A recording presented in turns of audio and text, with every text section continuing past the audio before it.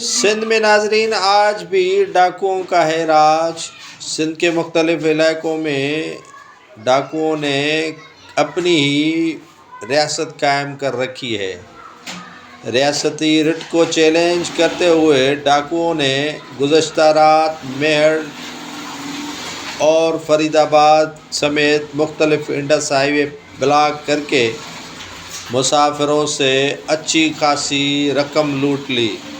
Police کو اطلاع دی گئی اور پولیس حسب معمول اپنے روایتی سستیوں میں مگن ہوتے ہوئے دیر سے پہنچی۔ تب تک یہ ڈاکو لوگوں سے نقدی، سونا، موبائل فون وغیرہ وغیرہ چھین کر فرار ہونے میں کامیاب ہو گئے۔ پولیس منہ دیکھتی رہ گئی۔ سندھ کے مختلف علاقوں میں ڈاکوؤں کا آج بھی راج ہے اور اس راج کا خاتمہ پولیس کے سمجھ لیں ناظرین کہ بس کی بات نہیں ہے۔ یہ میرٹھ فرید آباد انڈس ہائی وے پر لوگوں سے لوٹ مار اس طرح کر دی گئی جیسے کوئی فلمی سین ہو۔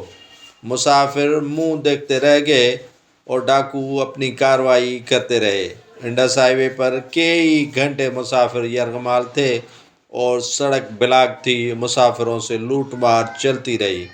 میرٹھ پولیس فرید آباد کے پکٹ کو بھی اطلاع دی گئی لیکن یہ نیند سے صاحبان اٹھنے کی زحمت نہیں کر سکے اور مسافر لوٹتے رہے۔